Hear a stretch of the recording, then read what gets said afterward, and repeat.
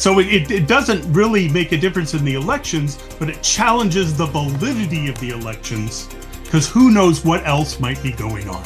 Back in the news this morning, the Oregon DMV mistake that registered hundreds of ineligible people to vote. What we already thought was a big number just got bigger. Sunrise reporter Ashley Grams will have the latest for us in a live report coming up. And the Gresham-Barlow School District has confirmed a racial incident against a David Douglas student. What we know about the incident coming up at 6:30. Plus, 27, mate. I have not played any of the other girls your age that are ranked, but I understand why you're number one. Sunrise reporter Thomas Schultz, bested by a teen chess champion. Beating Thomas, kind of like child's play for her. oh, Wow. She says, her real challenge, she says, is getting more girls into the game. Her story at 6:15 as our 6 o'clock hour of Sunrise starts right now.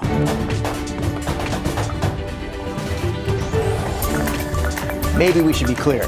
She did not describe beating Thomas as child's play. But she could have. The ease in which she did it, I just thought deserved that sort of. you're just narrating it. Yes. Okay, She got was it. smiling during the. She did not look like she was focusing very heavily If to pull that off. bless your heart was a vision, it would be that. So Thomas, it really is a great story. You can check that out at 6:15. Lots of headlines to get to between now and then. And Rod is taking a look at our weather. So yesterday was my final day of vacation. It was sunny. It was in the 80s. It was fantastic. Thank you for that, Mr. McGinnis. And now today I'm back and the clouds are back and the cooler weather's back. And we've had some rain up along the north coast. This is mostly rain that's up around Chehalis, Olympia, and Seattle. But there you can see some traces of rain around Astoria and even, come on, the last frame here, even approaching the Longview area. So Portland could see a trace of rain today. I think most of us, especially from the Columbia River and southward, are going to stay dry. We have a mixed bag of cloudiness up top, but good visibility from the Wells Fargo Tower this morning. 58 is the temperature. Here's the cooler day with a mix of cloudiness, partly sunny at times, 63 at noon, and later today temperatures around 70 degrees. Here's Chris. All right, Rod, let's pick it up on the east side. We're getting word of some sort of a fire response here in East Portland, southeast 122nd and Stark. Sounds like there's an active ongoing fire here. We've got photojournalist Eric Patterson headed to the scene to check that out, and I'll bring you details on that as soon as we get them. Let's get you back out into Columbia County. There's a crash on Highway 30 near Slavin Road. It does look like there's some local slowing getting around that. The road itself is not closed, but just watch out for the emergency response. Our freeway drive, there's the Banfield out near 82nd Avenue. That looks okay. I-5 through North Portland, that too looks okay. Guys, so far our freeway commute into downtown is in relatively good shape. Thank you, Chris. New overnight, Portland Fire put out a fire at a roofing plant in the Northwest Industrial District. It happened at the Owens Corning Portland roofing plant on Northwest Heon and 35th. Once inside, crews found that a large piece of machinery used to process tar was on fire, so they called in a foam truck to help put it out. The fire is now under investigation. All right, big headline this morning. The state of Oregon says hundreds more people were mistakenly registered to vote through the DMV. And that brings the total to more than 1,500 people since this all began. Ashley Grams joins us in the newsroom this morning with more on what the state is doing in response. Ashley? Yeah, Governor Tina Kotek making the decision yesterday to pause transmitting motor voter data to the Secretary of State after a new report revealed how an additional 300 people were improperly registered to vote. As detailed in that 7-page document, the DMV found 2 more errors, one they call a technical issue, which caused thousands of records to go unanalyzed, and the registration of people from American Samoa. They're U.S. nationals, not U.S. citizens, and they don't have the same right to vote. Now, top state officials have called for an external audit of the motor voter program. Here's Governor Tina Kotek in a briefing late last week. There's ongoing training happening with staff, data analysis due at the end of the year of how we could be doing things different, and that might turn up other ways we can improve the system.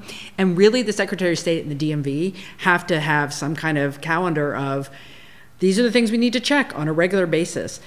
Am I a little surprised we didn't have these checks in place, these checks and balances in place? Yes. And we're changing that. House Republicans issued a statement yesterday saying they welcome this audit, that they've been asking for it since these issues were first uncovered, adding from their point of view something is systematically wrong with Oregon's automatic voter registration system. China. So Ashley, Governor Kotek talking there about checks and balances, but what is the DMV doing to ensure that these mistakes don't happen in the future? Well, they mentioned several things like manually checking transactions before records are sent to the Secretary of State, improving training for employees, and hiring a voter registration integrity manager. Drew? All right, thank you, Ashley, reporting live there from our newsroom. It's the story that won't go away this election season. With that in mind, we also want to remind you that KGW is partnering with the Oregonian this election season to host a debate. It's happening next Tuesday, and it features the top candidates in the race for Portland mayor. You can still be part of this back and forth affair by sending us a video question for one or more of the candidates. Email that video to debate@kgw.com. Then join us next Tuesday night as we air the debate live right here on KGW starting at 6:30. Multnomah County's long-awaited deflection center is officially set to open on Monday, about 6 weeks behind schedule. The center was supposed to open in September when drugs were recriminalized in the state, but it got pushed back due to staffing issues. So starting Monday, officers will be able to drop off people caught using hard drugs who qualify for deflection. From there, they'll be connected with addiction services. The deflection center will be open on weekdays from 7 a.m. to 11 p.m. and then until 3 p.m. on the weekends. Security will be on site patrolling the perimeter 24/7. More than 200 residents at the Vista Del Rio Mobile Home Park in Vancouver are trying to buy the land that park sits on after the owner put it up for sale. They have until November 1st to raise half of the $41 million asking price. Residents are working with the nonprofit ROC Northwest to help come up with the funding. Many of them are low income and over 55 years old, and some of them say they're worried that whoever buys the land will raise their rent or get rid of the homes altogether, and that would leave many with nowhere to go. It was shock and anger and, and now I can't sell it because of the pending sale. Most of their asset money is tied up in their homes that they've purchased and improved. So there's some anxiety here. If the rates go up, some people may have to move. Residents plan to meet with the nonprofit we just mentioned and the city of Vancouver about next steps here at the end of the month.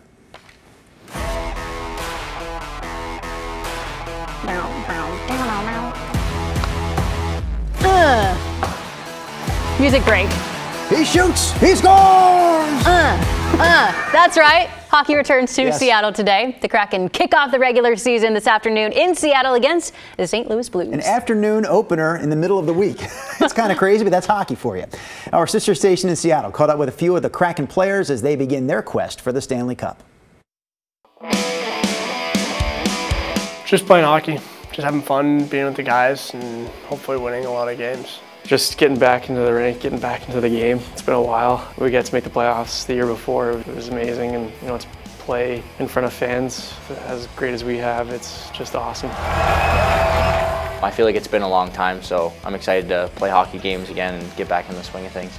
Just kind of playing at Climate Pledge. I haven't played there much, but from what I remember, it's been loud, and kind of excited to see how loud the fans can get.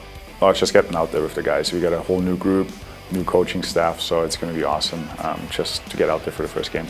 Playing in front of the fans, I think we have a lot of work to do. Last year was not what we wanted, so I think that's a big boost that we need to bring our A game from the start. I'm just excited to get back playing in front of the fans. It's been a long time since we've played in front of them, and it was a long off season, and I think we're all fired up and ready to go and going to have a little bit of a chip on our shoulder from last season. All right, the puck drops today at 1:30 p.m. You can watch today's game on ESPN, but keep in mind, KGW is carrying a lot of Kraken games this season. Our first year partnering with the team, we're going to carry more than 70 preseason, regular season, and postseason games all together on one of our channels, including right here on Channel 8. The next game to reach our air will be Saturday against Minnesota. You can catch that one on KGW 8.2. Hockey, so aggressive. Just, love it. Rod? Anything else you would like to add? All you. I tell you, I've been to a couple of games, NHL games, in person in the stadiums. And it is something to watch live. Absolutely. Here's a look at our satellite radar. You see in green, a little bit of rain mainly up to our north this morning. It's a weak system. The rain should primarily be on a line where it's been already this morning, from about Astoria to Longview and then increasingly so up to the north. Now, there's at least a chance of a thickening cloud band dropping a raindrop over Portland, but for the most part, I think certainly near the Columbia and south, we're going to see dry weather today. There are the bright lights on the Hawthorne Bridge. Good visibility this morning, kind of broken cloudiness over the area. We're 58 degrees. The reason for the rain is a low wave of cooler weather moving in, so it will not be sunny and it will not be 80 like it was yesterday, actually 82. Here are the current numbers of kind of partly cloudy to mostly cloudy skies across the region. 53 out in Troutdale. Winds will be light and variable today. Nobody expecting to get much of a breeze, and there are some 40s. Signs of breaks in the cloud cover. Corvallis, Dallas, McMinnville, all starting off in the 40s this morning. Forecast map, it's a mostly sunny day east of the Cascades. Some 80s around Madras for highs. Baker City and Burns, beautiful weather. Light winds out through the gorge for the most part. Then that shower threat mainly up to our north. Here's a look at our 7-day numbers. 71 today. Maybe a better chance of us seeing a trace of rain or a shower overnight tonight into tomorrow morning. But a lot of us will simply be dry all the way into the weekend. I go 71 today, 66 tomorrow. The weekend, 73 Saturday, 77 on Sunday. And that is your forecast.